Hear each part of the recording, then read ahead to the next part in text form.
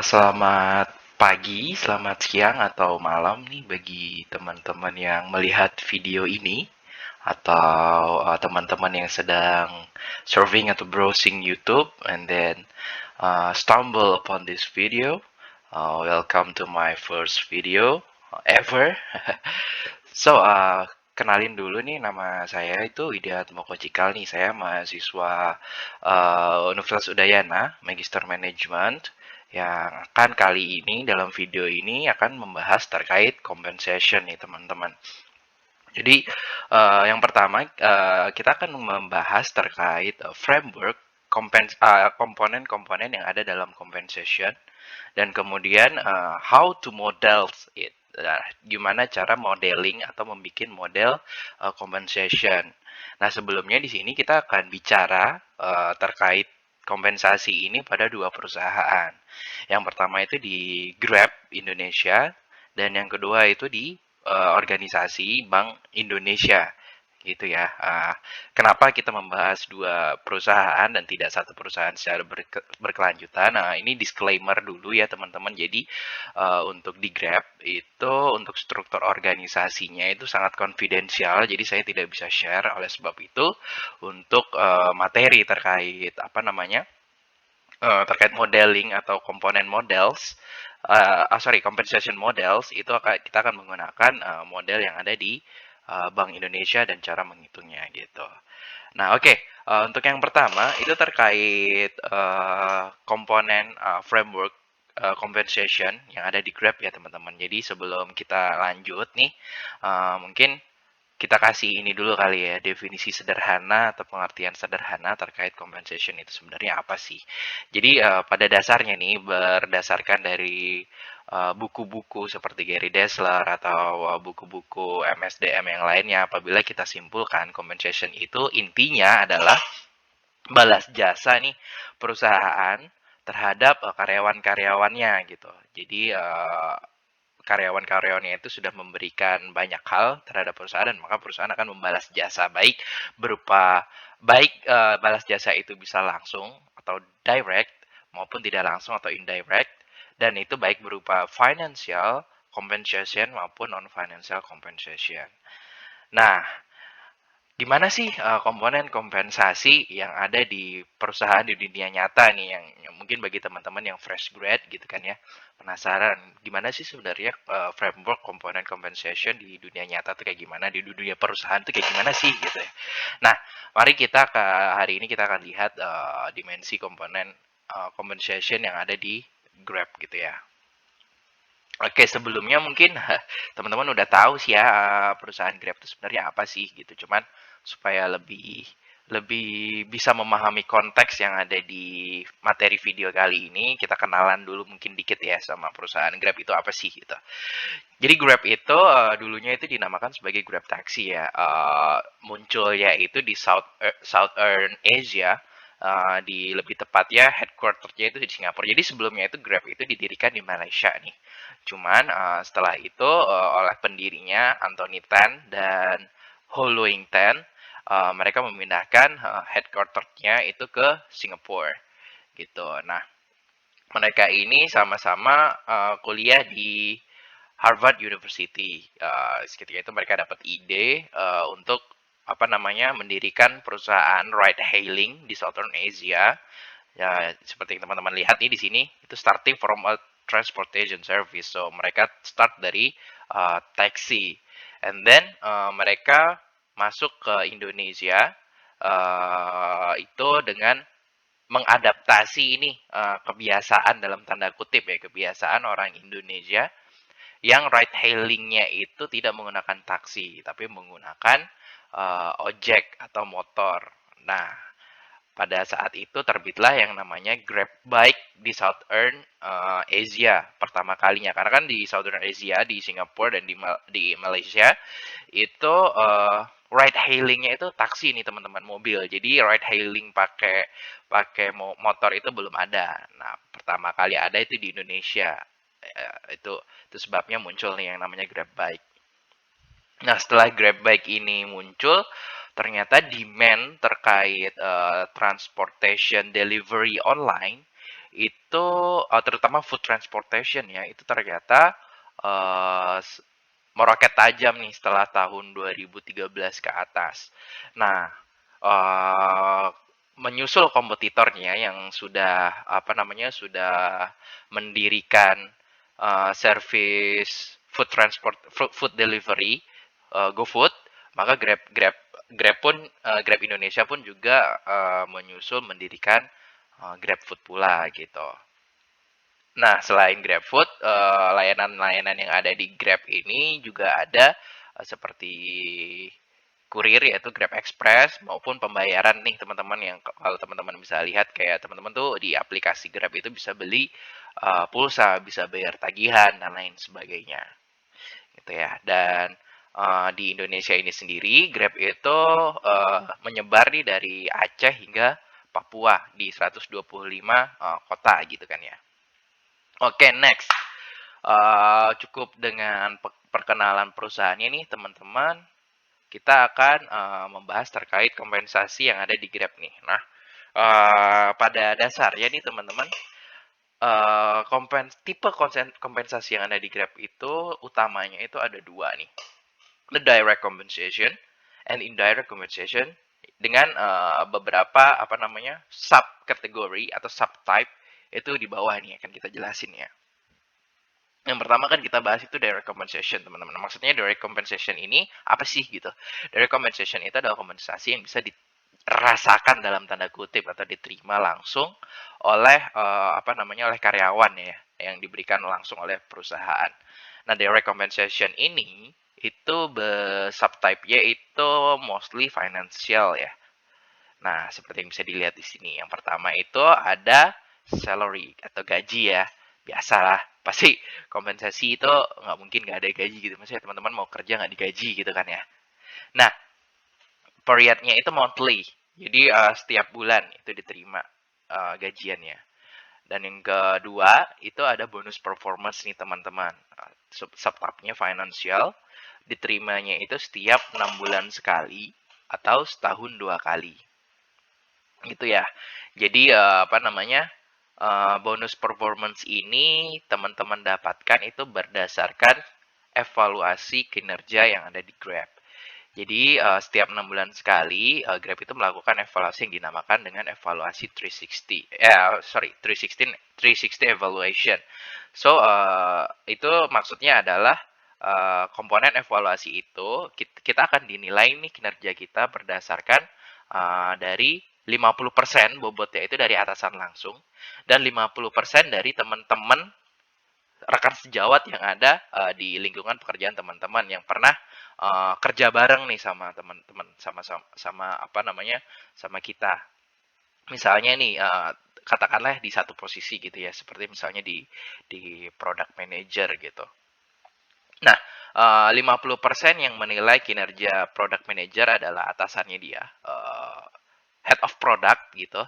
Nah, kemudian yang 50% lainnya biasanya itu yang akan menilai itu misalnya seperti orang-orang yang pernah bekerja sama dengan dia, seperti misalnya teman-teman yang ada dari divisi project gitu atau teman-teman yang ada dari divisi marketing gitu kan. Mereka butuh butuh butuh setting produk, butuh pengetahuan tentang produk. Jadi mereka akan memberikan nih penilaian terkait si product manager ini tuh gimana sih gitu.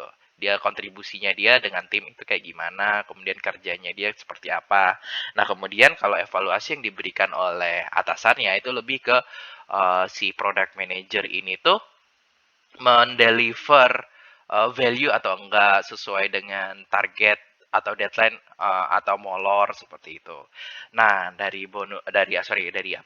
penilaian tersebut itu nanti akan ada 7 kategori.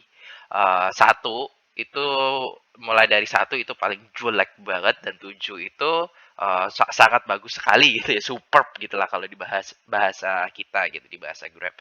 Nah, sistem di Grab ini menggunakan sistem evaluasi atau nilai di Grab ini juga menggunakan sistem distribusi normal ya teman-teman. Jadi misalnya nih ketika pada suatu fase evaluasi ternyata banyak banget nih karyawan yang ada di nilai yang sangat jelek, yaitu dari penilaian 1 hingga 3 misalnya, maka Grab akan menurunkan standarnya atau menurunkan apa namanya, menurunkan target gitu supaya banyak yang mencapai ke middle menengah gitu supaya terjadi distribusi normal, dan begitu pula sebaliknya misalnya terlalu banyak yang ada di sisi kanan atau sisi yang sangat bagus sekali, maka Grab akan menaikkan standar atau menaikkan target sehingga kurvanya akan bergerak ke tengah kembali gitu ya.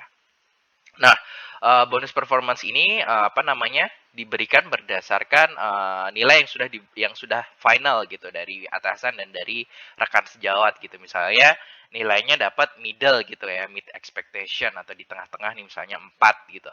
Maka si karyawan tersebut akan mendapatkan 1 kali gaji gitu. Misalnya, naik lagi nih jadi apa namanya, exit expectation atau 5 gitu nilainya, maka akan mendapatkan 1,5 kali gaji dan terus ke atas hingga paling mentok itu 4 kali gaji ya teman-teman ya, gitu. Oke, kita akan lanjut ke yang poin ketiga, yaitu insentif. Nah, ini khusus untuk sales team ya, khusus untuk sales team yang ada di lapangan gitu. Sales team ini seperti misalnya teman-teman yang melakukan akuisisi merchant atau akuisisi restoran nih yang ada di vertikal GrabFood gitu. Jadi misalnya ini bukan angka sebenarnya ya. Targetnya satu orang sales tim akuisisi restoran itu misalnya sebulan itu ada 50. Nah, kalau misalnya dia mencapai minimum threshold 90% dari target nih, misalnya seperti dia di bulan itu dapat 45 gitu, maka dia akan dapat apa namanya insentif sekian persen dari gajinya gitu, on top of gaji ya, on top of gaji kayak gitu, dan seterusnya hingga mentok hingga pencapaian dia 200% dari target itu dia akan menerima hingga 2 kali gaji, dan periodnya monthly tapi si insentifnya ini dibayarkan pada 3 bulan sekali gitu ya. Jadi ketika 3 bulan itu dia akan langsung menerima akumulasi semua insentifnya dia yang dari 3 bulan itu gitu. Seperti itu bisa dimengerti ya. Jadi periodnya itu monthly, penghitungan insentifnya itu monthly, cuman dibayarkannya itu 3 bulan sekali, kayak gitu. Oke, dan kemudian yang keempat itu ada compensation terkait stock options atau saham nih. Tapi ini hanya untuk grade 4 ke atas. Jadi apa namanya, di Grab itu ada jenjang kepangkatan atau di kita itu disebutnya dengan grade gitu. Nah, grade itu dari 1 sampai ke atas gitu. Nah, 1 itu semakin rendah dan semakin tinggi angkanya itu berarti semakin tinggi pangkatnya. Nah, jadi untuk grade 4 ke atas setiap 6 bulan sekali juga sama, setiap apa namanya evaluation, setiap 360 evaluation itu karyawan akan menerima stock option atau menerima share atau menerima saham dari perusahaan. Nah, berapa besaran sahamnya dia itu sama, itu juga tergantung dengan performanya dia, tergantung dengan hasil penilaiannya dia juga kayak gitu. Oke. Kemudian kita berangkat ke tipe compensation yang kedua nih teman-teman, yaitu indirect compensation ya. Nah, indirect compensation ini subtype-nya basically ada dua nih, ada yang non-financial dan ada yang financial. Nah, indirect compensation ini sebenarnya apa sih? Jadi indirect compensation itu merupakan kompensasi yang manfaatnya itu diterima tidak langsung gitu, atau manfaatnya itu diterima kayak belakangan. Nah, contohnya kayak gimana sih? Contohnya yang pertama itu yang tipe yang non financial itu seperti misalnya paid leave atau cuti gitu.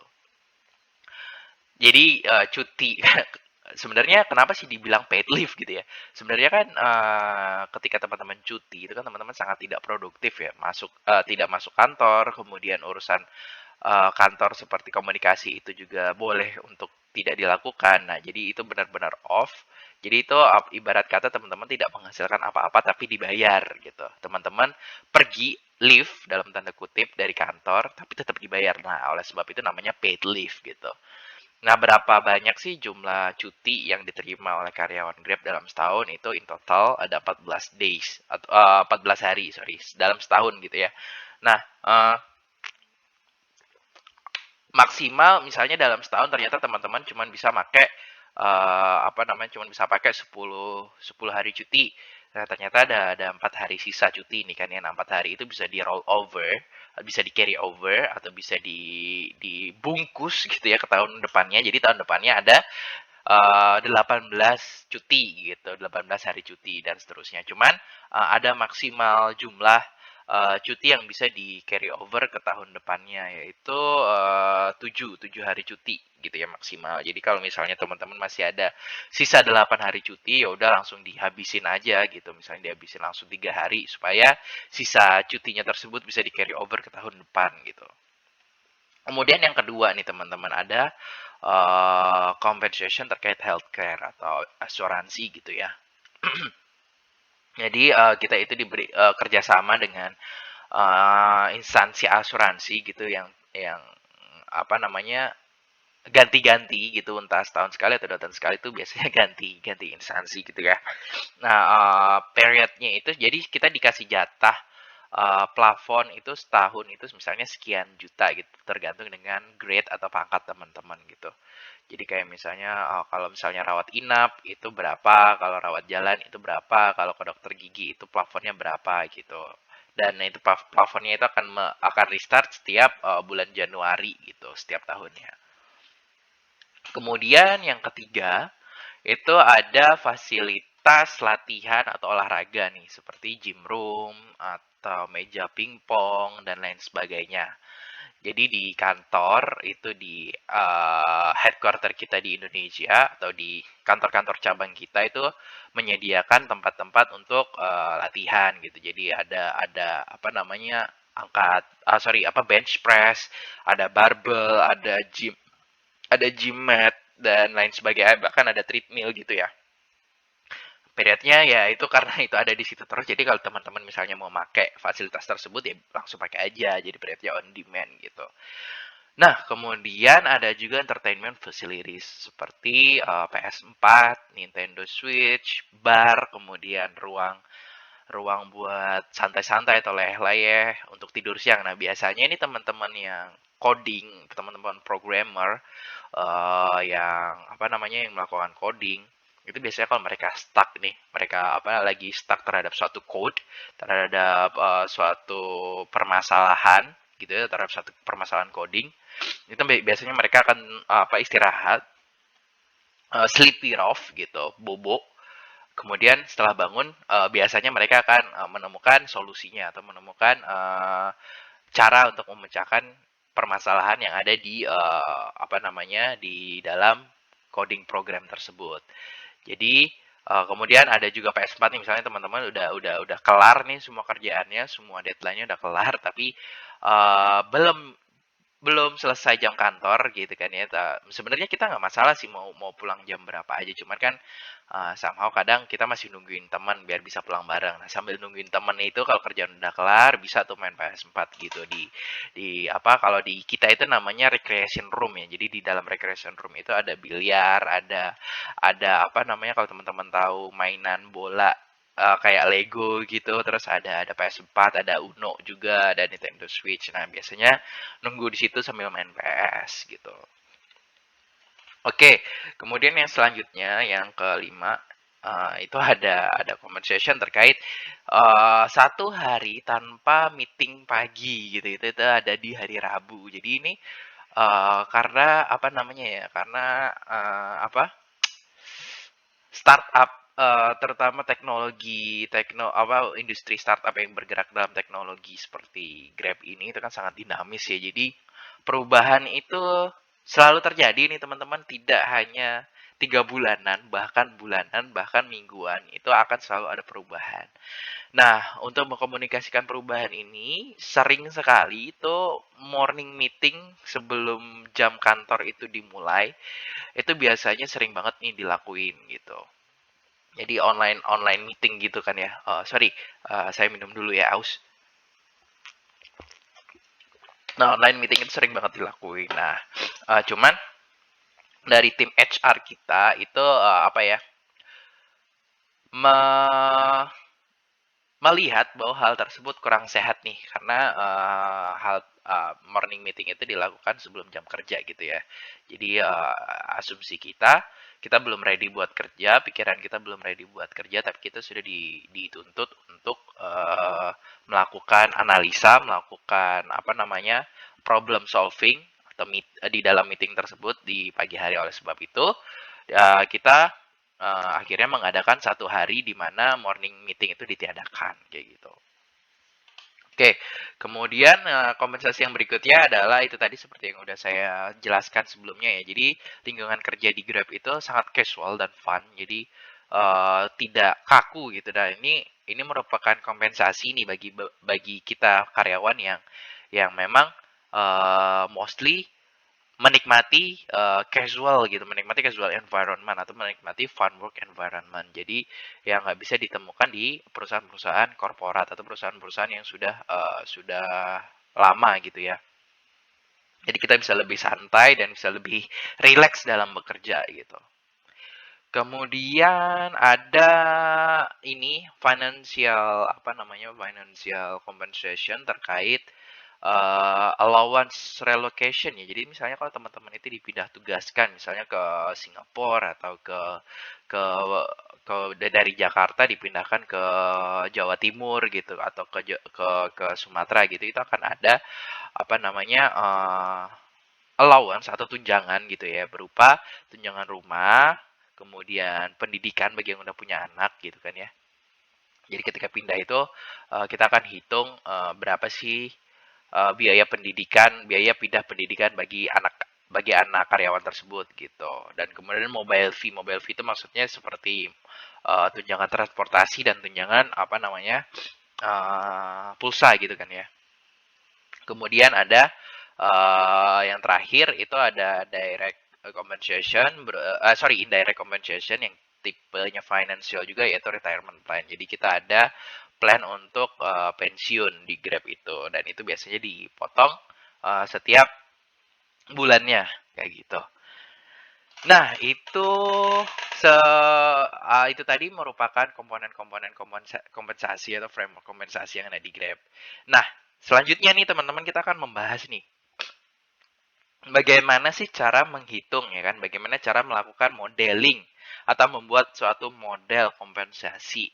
Nah, oleh sebab itu kita akan beranjak ke organisasi selanjutnya, yaitu Bank Indonesia. Nah, untuk terkait apa namanya framework komponen kompensasi.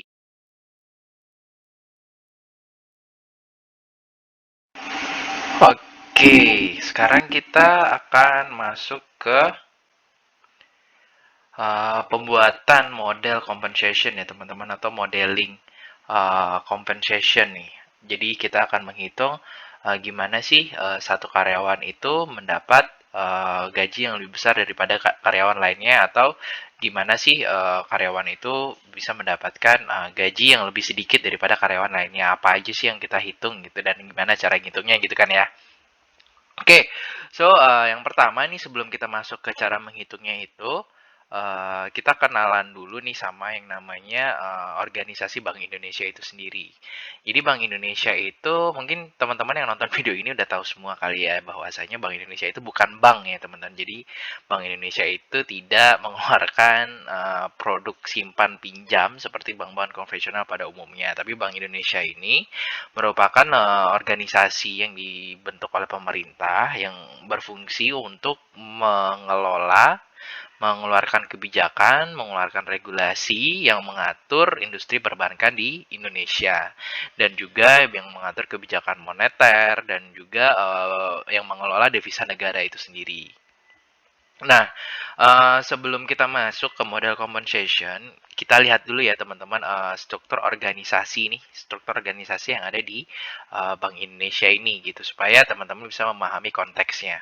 Jadi, yang pertama, sumber revenue dari Bank Indonesia atau sumber pendapatan utama Bank Indonesia itu adalah pengelolaan devisa negara nih teman-teman. Jadi devisa negara itu dikelola dengan lewat pasar uang atau lewat investasi di negara-negara lain atau di perusahaan-perusahaan lain gitu, dengan mengharapkan keuntungan sehingga akhirnya negara mendapatkan revenue atau Bank Indonesia mendapatkan revenue. Tapi Meskipun sumber revenue-nya itu merupakan pengelolaan devisa negara, target Bank Indonesia ini bukanlah revenue ya teman-teman. Tapi target Bank Indonesia ini merupakan kebijakan. Jadi berapa sih kebijakan yang dikeluarkan atau regulasi yang dikeluarkan oleh Bank Indonesia dalam 1 tahun terkait perbankan di Indonesia dan kebijakan-kebijakan moneter di Indonesia. Oke, kita langsung melihat ya struktur organisasinya ini. Jadi yang pertama itu ada Dewan Gubernur Bank Indonesia ya teman-teman. Jadi Dewan Gubernur Bank Indonesia itu terdiri dari tiga tiga jabatan yaitu gubernur, kemudian deputi gubernur senior dan deputi gubernur. Nah, Dewan Gubernur Bank Indonesia ini langsung membawahi staf ahli gubernur dan juga grup-grup komite. Grup-grup komite itu maksudnya di sini adalah moneter, makroprudensial, sistem pembayaran dan pengelolaan uang rupiah, pendukung kebijakan, pendukung organisasi dan jaringan kantor. Nah, di dalam satu grup komite moneter itu dipimpin oleh beberapa direktur nih teman-teman. Seperti misalnya yang kita lihat dari komite moneter nih. Jadi kayak seperti komite moneter, komite makroprudensial, dan komite sistem pembayaran dan pengelolaan uang rupiah itu masing-masing dipimpin oleh direkturnya yang ada di bawahnya. Seperti yang ada di sini nih. Di moneter itu ada direktur Departemen Kebijakan Ekonomi dan Moneter. Kemudian ada direktur Departemen Pengelolaan Moneter. Kemudian Direktur Departemen Pengelolaan Devisa, kemudian Direktur Departemen Pengembangan Pasar Keuangan, dan Direktur Departemen Ekonomi dan Keuangan Syariah. So, setiap departemen ini, setiap direktur departemen ini, mereka pun mempunyai timnya masing-masing yang terdiri dari group head yang langsung report ke director, dan di beberapa group head ini akan membawahi lagi beberapa division head. Nah, beberapa division head ini akan membawahi lagi beberapa manager. Nah, ada juga yang namanya assistant director yang sebenarnya dia bukan bukan bawahan langsung dari division head, tapi dia juga tidak setara ataupun tidak lebih tinggi dari division head. Jadi assistant director ini reportnya langsung ke group head gitu ya. Nah, kemudian manager akan membawahi beberapa officer gitu, beberapa officer. Nah, jadi dari sini kan teman-teman udah bisa menangkap kan ya konsep besar ya, konsep besarnya dari struktur organisasi yang ada di Bank Indonesia. Jadi kalau kita ulang lagi ada Dewan Gubernur, kemudian ada komite ini yang terdiri yang dipimpin oleh beberapa direktur dalam departemen di komite tersebut, yaitu ini. Dan setiap direktur itu akan memiliki timnya sendiri, yaitu ini. Gitu ya. Oke, next kita masuk ke compensable factors-nya, modelsnya. Nah, untuk bisa menghitung nih berapa compensation yang diterima oleh satu karyawan tertentu, itu kita harus memahami dulu yang namanya faktor utama penentu yang mempengaruhi kompensasi di satu organisasi. Yang pertama adalah revenue perusahaan atau organisasi, dan yang kedua adalah kebijakan organisasi itu sendiri. Itu seperti apa? Nah, dari dua hal tersebut kita lihat di sini bahwasanya total revenue atau target revenue. Sorry, harusnya 25. 2, 3, 4, 5, 6, 7, 8, 9. Dan ini 14. Sorry ya. Oke, jadi target revenue Bank Indonesia tahun ini adalah 25 triliun rupiah ya teman-teman, dalam setahun ya 25 triliun rupiah. Target revenue ya, bukan target perusahaan. Kalau target perusahaan, bukan target organisasi. Kalau target organisasinya sama, yaitu kebijakan, bukan revenue ya. Kemudian dari 25 triliun tersebut, alokasi dana yang untuk karyawan itu sebesar 14%. Itu merupakan murni kebijakan ya. Jadi kebijakannya itu adalah 14% dari revenue, di mana kita nominalkan menjadi 3,5 triliun rupiah dalam 1 tahun. Nah, karena jumlah bulan itu ada 12 plus 2 hari raya, yaitu Lebaran dan Natal, atau Lebaran dan Nyepi, atau Natal dan Nyepi apabila khusus yang di Bali gitu kan ya, karena Nyepi merupakan hari raya besar di sana. Maka jumlah bulan dalam setahun itu ada 14 gitu. So, jadi dalam sebulan alokasi untuk compensation karyawan per bulannya adalah 3,5 triliun dibagi dengan 14. Dan kita mendapatkan angka 250 juta untuk satu bulannya. Nah, 250 miliar. Nah, 250 miliar ini gimana sih kita akan mendistribusikannya ke karyawan-karyawan gitu. Siapa akan mendapatkan berapa? Siapa akan mendapatkan lebih besar dari siapa? Itu gimana caranya sih gitu. Nah, ini caranya seperti ini. Jadi sebelumnya itu kita tentukan dulu compensable factors ya. Jadi kita akan menggunakan compensable factors yang paling sederhana, yaitu 3 compensable factors ini, yaitu job complexity, seberapa kompleks pekerjaan itu dilakukan, kemudian skills, semakin kecil skillnya maka itu pekerjaan itu mostly didominasi oleh hard skill, dan semakin tinggi angkanya maka pekerjaan itu akan didominasi oleh soft skill seperti leadership, communication, analytical thinking, problem solving, and so on. Dan yang terakhir ada contribution to target. Ya, jadi seberapa langsungkah posisi pekerjaan tersebut berkontribusi terhadap target. Misalnya nih di moneter gitu kan ya. Moneter itu departemen moneter, komite moneter, terutama di departemen pengelolaan devisa, itu mereka memang berkontribusi langsung terhadap revenue, karena mereka lah yang menghasilkan revenue. Mereka lah yang mengelola devisa negara. Mau dalam pasar uang atau negara mau invest kemana, itu mereka yang bertanggung jawab. Itu mereka si direktur departemen pengelolaan devisa ini nih yang bertanggung jawab.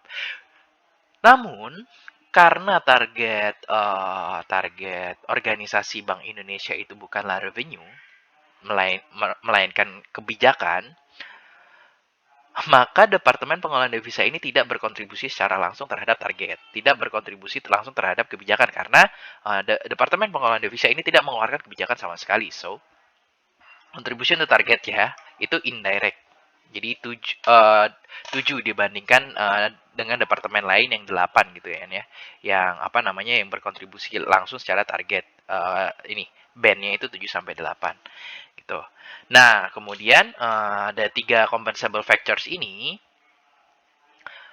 akan kita hitung nih, kita angkakan. Jadi misalnya sesuai dengan band yang ada pada job grade atau job tier tersebut. Misalnya nih, staf ahli gubernur itu kan job grade-nya 9. Nah, dengan kebijakan organisasi, band untuk staf ahli gubernur itu 9 sampai 15. Maksudnya apa sih 9 sampai 15? 9 sampai 15 itu ini.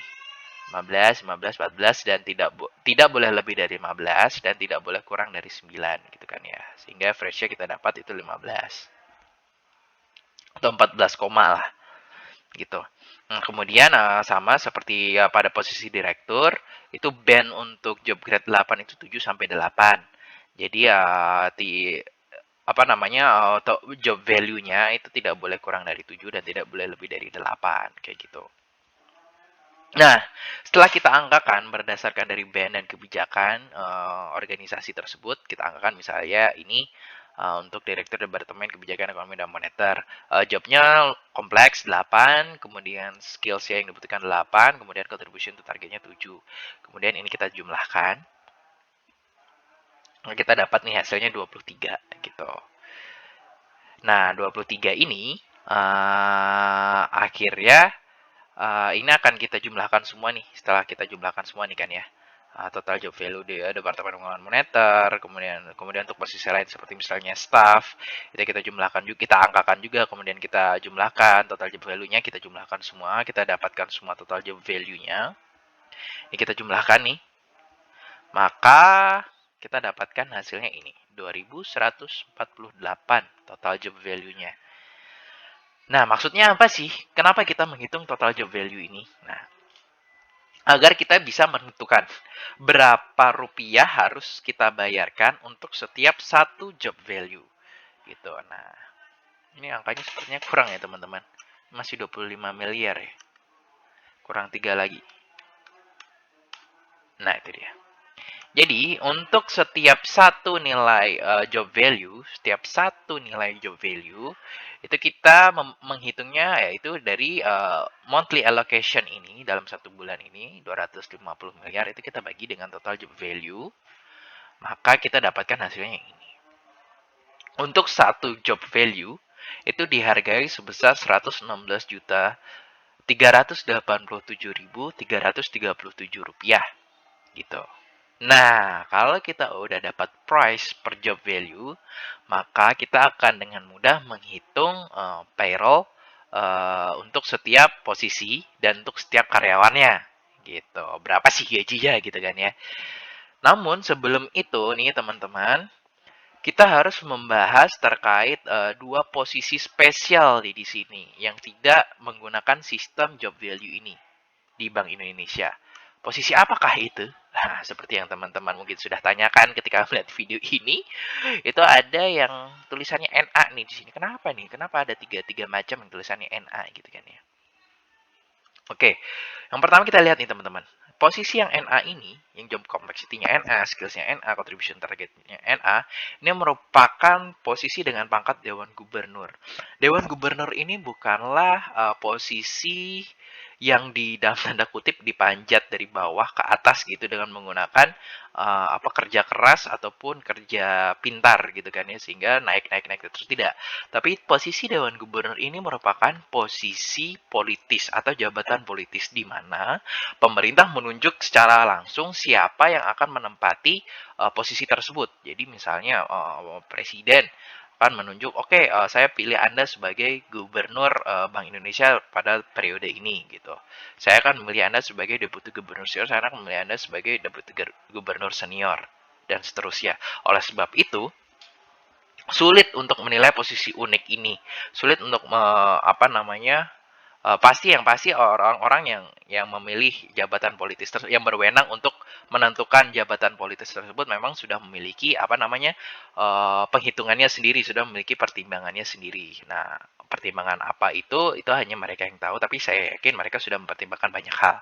Namun dari sisi kita, dari sisi MSDM, dari sisi human resource, itu tricky dan agak sulit untuk menentukan job complexity-nya itu gimana, skills-nya gimana, job grade-nya apa, karena mereka pada dasarnya bukan karyawan gitu kan, mereka itu komite gitu.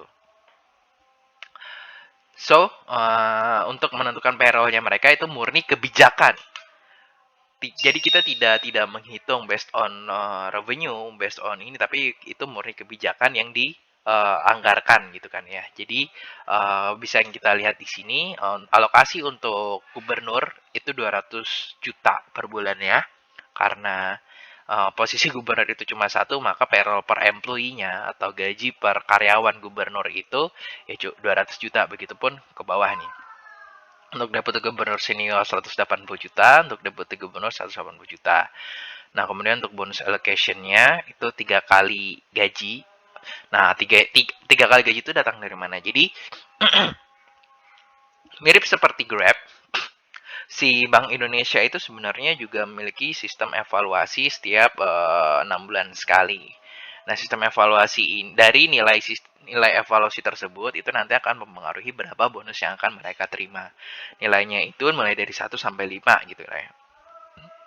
Nah, dari 1 sampai 5 itu mereka nanti akan mendapatkan berapa kali gaji gitu. Nah, itu nanti tergantung dengan evaluasinya. Nah, dari median yang diterima oleh seluruh karyawan BI itu mediannya adalah 3 kali gaji. Oleh sebab itu kita menggunakan ini sebagai patokan sementara lah ya, patokan estimate sementara untuk menghitung bonus. Jadi mediannya ada 3 kali gaji. So, bonus allocation-nya yang diterima adalah uh, payroll itu dikali 3 gitu kan ya, dibagi 12 karena disetahunkan gitu, dibagi 12.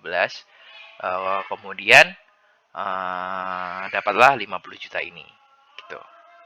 Jadi si gubernur itu mendapatkan bonus allocation sebesar 50 juta per bulan, tapi yang nanti akan dibayarkan apabila dia mencapai kinerja tertentu, mencapai nilai evaluasi kinerja tertentu yang dibayarkan di bulan ke-6 setiap 6 bulan sekali gitu. Jadi 50 juta ini dikalikan 6 gitu, kemudian nanti akan dibayarkan. Jadi nanti di akhir semester dia akan menerima sebesar berapa, 5 kali 6, 300 juta ya, 300 juta gitu, 300 juta apabila dia mencapai evaluasi kinerja yang telah ditentukan. Oke, kemudian transport Transport dan pendidikan ini merupakan kebijakan, jadi nggak ada rumus. Jadi transportnya itu 18 juta dan pendidikannya itu 5 juta. Gitu. Oke, next. Kita akan membahas terkait staf ahli. Jadi Dewan Gubernur itu memiliki staf ahli ya teman-teman.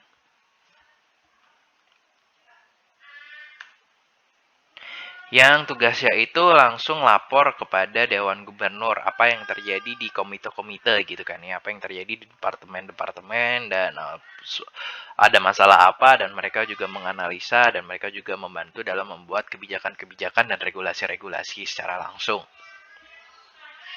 Job grade-nya itu 9, mulai dari sini sudah masuk karyawan ya. Job grade-nya itu 9. Seperti yang bisa teman-teman lihat, job complexity-nya itu 15 karena mereka ada di yang struktur hierarki yang paling tinggi di kepangkatannya. Hard skill-nya itu 15, band-nya itu bisa teman-teman lihat, band-nya itu 9 sampai 15 ya. So, kemudian contribution to target yaitu 14. Nah, tapi untuk staf ahli gubernur ini kita juga belum bisa menggunakan sistem price per job value ya. Karena ini merupakan kebijakan juga dari organisasi. Jadi organisasi menyatakan bahwasanya untuk alokasi untuk staf ahli gubernur itu adalah 300 juta. Nah, karena staf ahli gubernur itu ada 2, so per employee atau per karyawan itu akan menerima 300 juta dibagi dengan 2, yaitu total jumlah karyawan, yaitu per karyawannya akan menerima sekitar 150 juta. Oh ya, sebelumnya kita disclaimer dulu ya teman-teman. Jadi bahwasanya angka yang ada di sini itu merupakan murni angka estimate, dan mungkin angka yang sebenarnya yang diterima oleh karyawan BI itu bisa lebih sedikit atau bisa lebih banyak, sedikit lebih banyak daripada yang kita estimasikan di sini gitu. Nah, untuk bonus allocation-nya sama, kita menggunakan formula yang sama, model yang sama, yaitu dari 3 kali gaji, kemudian dibagi 12, and then perbedaannya dengan Dewan Gubernur tadi, karena ada 2 staf ahli gubernur di sini, maka bonus allocation-nya ini 75 juta ini kita bagi dengan total karyawannya, yaitu 2, 75 bagi 2, jadi 37 juta 500 ribu per bulannya. Jadi selama 6 bulan nanti ketika evaluasi dilakukan, karyawan tersebut staf ahli gubernur tersebut akan mendapatkan 37 juta setengah dikali 6 gitu ya. Transport dan pendidikan, jadi total transport per employee dan pendidikan per employee sama, itu merupakan kebijakan. Jadi itu angkanya sudah seperti itu, tidak menggunakan formula. Nah, next kita akan membahas nih, baru kita bisa menggunakan sistem price per job value nih, mulai dari jabatan gubernur ya, pangkat gubernur nih teman-teman. Pangkat direktur. Nah, gimana sih? Dari sini kita baru bisa gimana sih caranya mengaplikasikan price per job value ini ke setiap jabatan-jabatan ini. So, let's take an example dari Direktur Departemen Kebijakan Ekonomi dan Moneter nih teman-teman. Nah, dari sini kita lihat nih, job complexity-nya 8, job value-nya ya 8, kemudian skills-nya 8, kemudian contribution to target-nya 7. So, kita tambahkan 8 tambah 8 tambah 7 sama dengan 23. Nah, 23 ini, job value ini kita kalikan dengan price per job value. Jadi 23 dikali 116 juta 387.337 rupiah. Itu kan ya. So, jadi dapatlah hasilnya payroll allocation untuk Direktur Departemen Kebijakan Ekonomi dan Moneter itu 133 juta 729.985 rupiah. Gitu kan ya. Nah, bisa teman-teman lihat dari sini perbedaannya ya untuk setiap direktur departemen. Perbedaannya itu didasari oleh itu tadi, total job value yang berbeda-beda gitu.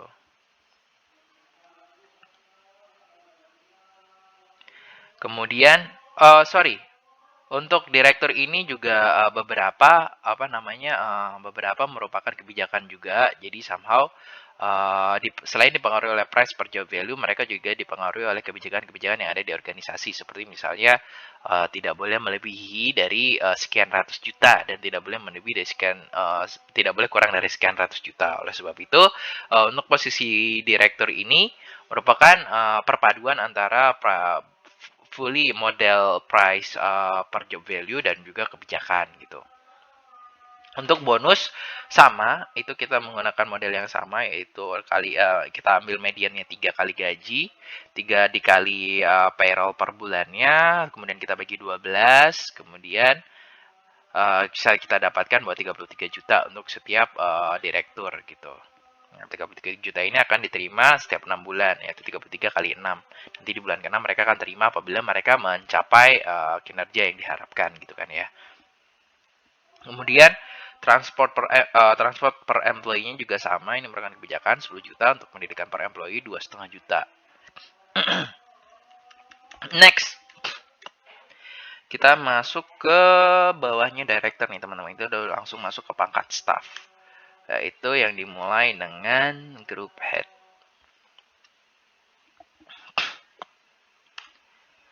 Nah, untuk group head ini fully menggunakan model kebijakannya itu menggunakan model price per job value ya teman-teman. Jadi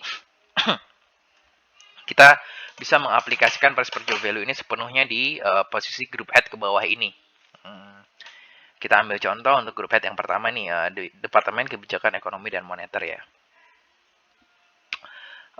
Masing-masing dari compensable factors itu nilainya 5 nih untuk untuk group head kebijakan ekonomi dan moneter. Ada 555 sehingga apabila kita totalkan itu menjadi 15 di total job value-nya. Jadi 15 ini kita kalikan dengan price per job value, yaitu 15 dikali 116 juta, maka kita dapatkan untuk group head Departemen Kebijakan Ekonomi dan Moneter itu sebesar 1,7 miliar rupiah.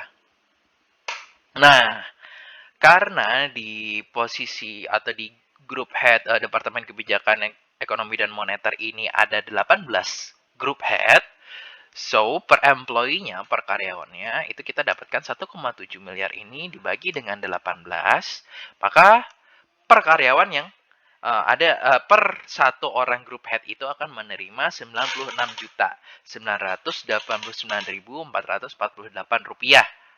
Gitu kan ya. Nah, dari sini nih teman-teman bisa langsung nangkap dong. Oh, gitu caranya menghitung gaji satu orang group head gitu. Di posisi Departemen Kebijakan Ekonomi gitu. Nah, oleh sebab itu, di posisi yang lain nih, sama-sama group head, gaji per employee-nya bisa beda.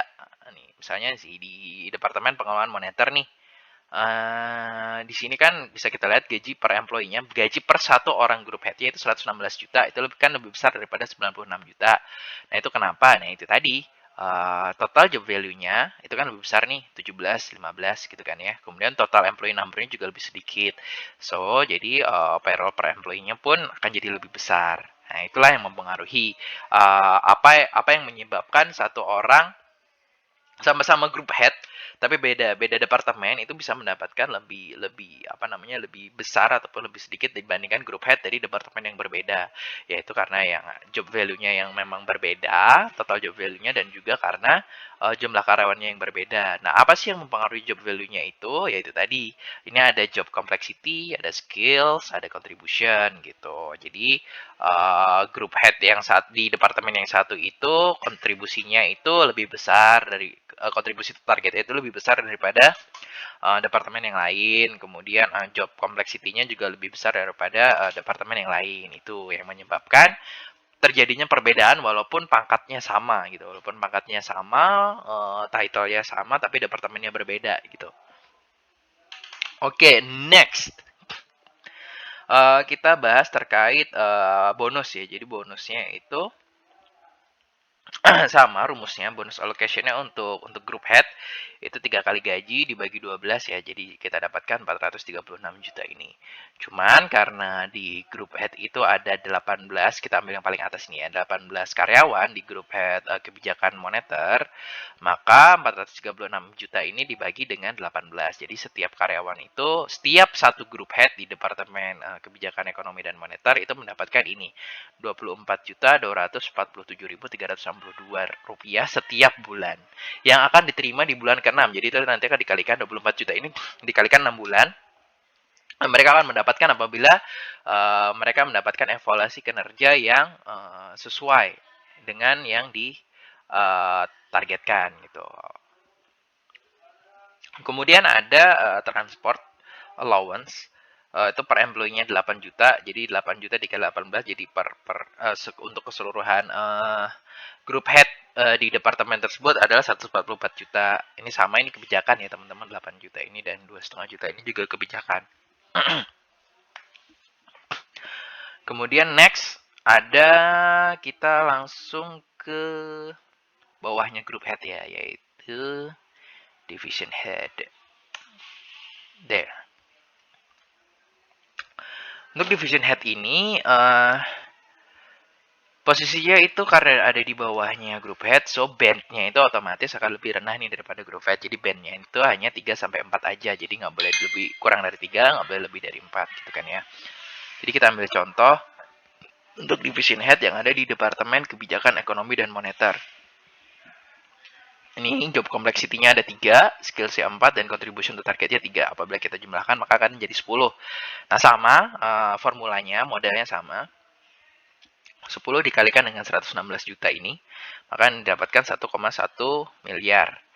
Nah, 1,1 miliar ini kita bagi dengan jumlah karyawan yang ada, sehingga per karyawan, per satu division head di Departemen Kebijakan Ekonomi dan Moneter itu akan mendapatkan 72 juta setiap bulannya.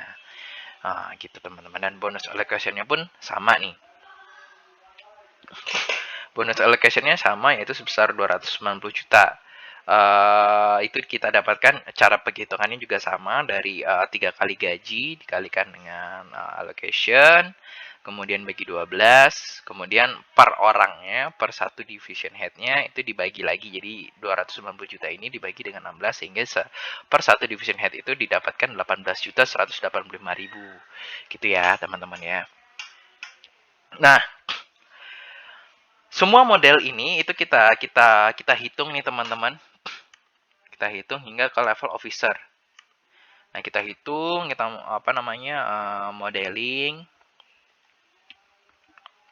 sehingga kita dapat total payroll allocation-nya itu 172 juta. Nah, ini total payroll allocation ini ditambah dengan bonus allocation ini, keseluruhan bonus karyawan, ditambah dengan total transport allowance ini, ditambah dengan total pendidikan allowance untuk keseluruhan karyawan ini, itu apabila kita jumlahkan, itu akan mendapat ini, sebesar 250 miliar ini, sesuai dengan anggaran yang sudah dianggarkan berdasarkan kebijakan Bank Indonesia untuk karyawannya. Nah, bagi teman-teman yang kira-kira itu ada yang ingin ditanyakan atau masih bingung dari cara modeling compensation ini, teman-teman bisa langsung komen ya di bawah. Dan apabila teman-teman ingin ingin lihat nih gimana penghitungannya sih gitu, gimana rumus-rumusnya sih, jadi teman-teman bisa klik link yang ada di description, itu akan mengarah ke Google Spreadsheet Excel ini, sehingga teman-teman bisa melihat rumus-rumusnya dan teman-teman bisa copy itu untuk teman-teman terapkan di perusahaan teman-teman atau di bisnis teman-teman sendiri. Karena pada dasarnya penghitungan compensation models ini mirip-mirip di semua perusahaan, yang berbeda hanyalah ini revenue itu pasti berbeda untuk setiap organisasi, itu suatu perbedaan. Dan kemudian targetnya ini pasti berbeda. Targetnya biasanya kebanyakan targetnya target revenue ya. Kemudian untuk employee allocation ini juga biasanya berbeda. Biasanya itu sih di perusahaan itu employee allocation itu 30 atau 40% gitu kan ya. Nah, tergantung kebijakan organisasi atau kebijakan perusahaannya kayak gimana. Nah, cukup hal itu teman-teman ganti, misalnya no employee allocation-nya teman-teman mau ganti ini jadi 40%. Teman-teman cukup ganti aja, maka semuanya akan mengikuti nih. Payroll monthly allocation-nya akan mengikuti, kemudian price per job value-nya akan mengikuti, kemudian sampai ke payroll per employee-nya pun akan berubah sesuai dengan yang dianggarkan oleh teman-teman atau sesuai dengan kebijakan yang berlaku di organisasi teman-teman. Nah, selain hal tersebut yang bisa teman-teman ganti adalah ini nih. Job grupnya itu pasti akan berbeda nih di tempat teman-teman. Job group, pangkat, job grade, job title itu pasti akan berganti-ganti. Nah, itu tinggal teman-teman sesuaikan aja dengan struktur organisasi yang ada di tempat teman-teman bekerja atau di bisnis yang teman-teman dirikan.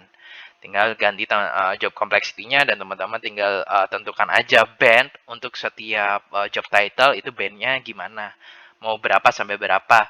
Untuk satu posisi itu nggak boleh kurang dari berapa dan nggak boleh lebih dari berapa gitu. Nah, once itu udah ditentukan, maka teman-teman tinggal masukin aja angkanya di sini berapa. Misalnya 5 atau 4 atau 3 dan itu nanti setelah ketemu, maka nanti akan ketemu total job value-nya, tetap job value-nya akan ketemu dan di situ nanti akan ketemu price per job value-nya secara otomatis dan nanti di sini akan langsung muncul nih.